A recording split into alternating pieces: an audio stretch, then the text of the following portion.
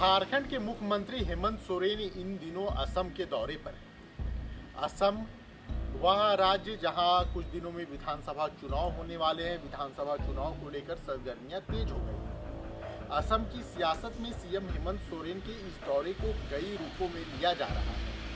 क्या हेमंत सोरेन अब मन बना चुके हैं असम विधानसभा चुनाव में फाइट करने का? क्या जेएमएम झारखंड से निकलकर अब असम के सियासी मैदान में भी अपनी किस्मत आजमाना चाहती है? आज हम सभी सवालों का जवाब ढूंढने के लिए आए हैं। असम विधानसभा चुनाव जेएमएम के लिए क्यों महत्वपूर्ण है? अगर जेएमएम असम में चुनाव लड़ती है तो इससे बीजेपी और कांग्रेस को क्या नफा नुकसान हो सकता है? हम सभी चीजों पर बात करेंगे।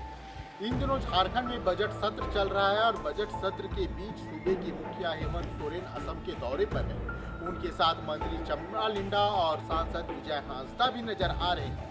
कुछ दिनों पहले तक मंत्री चमरा लिंडा लगातार असम में कैंप कर रहे हैं। ऐसे में सारे समीकरण यह बता रहे हैं कि असम विधानसभा चुनाव को लेकर जेएमएम पूरी तरह से तैयार है। जब हमने भी यहाँ झारखंड के विधायकों से बात की जो जेएमएम कोटे से आते हैं तो उन्होंने क्या कहा, पहले आपको वो सुनवाते हैं, उसके बाद आगे की कहानी बताएंगे। ये क्या दूसरे दल के लोग नहीं जाते हैं क्या? बहुत सारा दल है। भारतीय जनता पार्टी हर स्टेट जाती है, कांग्रेस पार्टी हर स्टेट जाती है। तो अगर झारखंड मुक्ति मोर्चा दूसरे स्टेट में जाकर अगर चुनाव लड़ रही है तो ये झारखंड राज्य का मान सम्मान और हमारे वहाँ में जो लोग रह रहे हैं उन लोगों को निश्चित रूप से चुनाव जीतकर सदन में आएंगे, तब जाकर अपना हक और अधिकार को सदन में बोलेंगे। और संगठन पार्टी के लिए संभावनाएं तलाशने के लिए हमारे मुख्यमंत्री आसाम के दौरे पर हैं। मिल रहा जन समर्थन यह बताता है कि आसाम की जनता नेतृत्व परिवर्तन चाहती है। झारखंड मुक्ति मोर्चा एक सकारात्मक नेतृत्व देने का प्रयास करेगा। अब फायदा और नुकसान किसको होगा ये तो समय बताएगा, लेकिन झारखंड मुक्ति मोर्चा देश के 12 करोड़ आदिवासियों की एक मजबूत आवाज़ बनने को तत्पर है और हम हर वो प्रयास करेंगे कि देश के 12 करोड़ आदिवासियों की मजबूत आवाज़ के तौर पर झारखंड मुक्ति मोर्चा चले। अब बात कांग्रेस की कर लेते हैं। कांग्रेस झारखंड में हेमंत सरकार के साथ मिलकर राज्य की सरकार चला रही है। ऐसे में सबसे बड़ा सवाल यह है कि अगर हेमंत सोरेन और जेएमएम झारखंड में चुनाव लड़ते हैं तो इससे कांग्रेस को क्या लाभ होगा या कांग्रेस को नुकसान होगा? अभी तक गठबंधन की कोई बात सामने नहीं आई। हमने आपको विधायक और मंत्री दोनों का बयान सुनाया।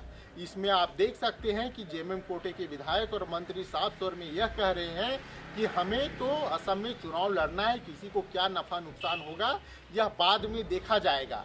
लेकिन पहले आप कांग्रेस कोटे की मंत्री शिल्पी नेहा तिर्की का यह बयान सुन लीजिए, उसके बाद आपको जो यह पूरा प्रकरण है या पूरा मामला स्पष्ट होता हुआ नजर आएगा कि अगर वहाँ पे जितने भी सेक्युलर दल है असम में एक रणनीति के तहत एक साथ आके अगर चुनाव नहीं लड़ेंगी तो परिणाम यही होगा कि वहाँ पे सामंती ताकतों का जीत होगा।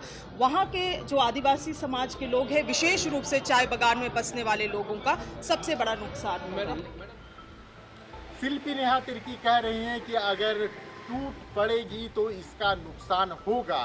लेकिन इसमें एक सियासी कहानी यह भी याद आ जाती है कि बिहार विधानसभा चुनाव जब जेएमएम को अंतिम समय तक डार्क में रखा गया, उसके बाद जेएमएम में गठबंधन में जेएमएम को एक भी सीट नहीं दी गई। इसके साथ ही एक कहानी और याद आती है हिमंता विश्व शर्मा की। जब झारखंड विधानसभा चुनाव हो रहे थे तो हिमंता विश्व शर्मा काफ़ी आक्रामक नजर आ रहे थे। हेमंत सोरेन पर काफ़ी बयानबाजी कर रहे थे। अब हेमंत असम में है। हेमंत सोरेन एक तरफ से जोहार का नारा देते हैं तो दूसरी तरफ से वहाँ की पब्लिक एक स्वर में जोहार बोलती है।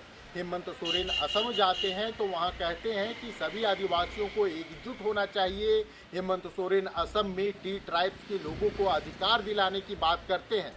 ऐसे में अब यह स्पष्ट हो चुका है, लगभग यह क्लियर है कि इस मैदान में जो असम की सियासी मैदान है इसमें जेएमएम और हेमंत सोरेन इस बार फाइट देने के मूड में हैं। लेकिन यह समीकरण भी जेएमएम के लिए सूट बैठता है। क्यों, हम आपको यह भी बताते हैं। 19 विधानसभा सीटें जो हैं एसटी आरक्षित सीटें हैं। ये वो सीटें हैं जहां आदिवासी वोटर्स का बोलबाला है। ऐसे में हेमंत सोरेन के लिए असम का सियासी मैदान पूरी तरीके से सूट करता है। इसके साथ ही 35 से 40 ऐसी विधानसभा सीटें हैं जहां पे टी ट्राइब्स के लोगों का भी कब्जा है। ट्राइब्स और टी ट्राइब्स की जनसंख्या मिला दें तो लगभग 50 से 55 सीटें अमूमन नजर आती हैं जहां पे जेएमएम चुनाव लड़ सकती है और वो जेएमएम का गढ़ माना जा रहा है। ऐसे में अब देखना ये होगा कि इन सीटों को लेकर जेएमएम की तरफ से क्या रणनीति अपनाई जाती है।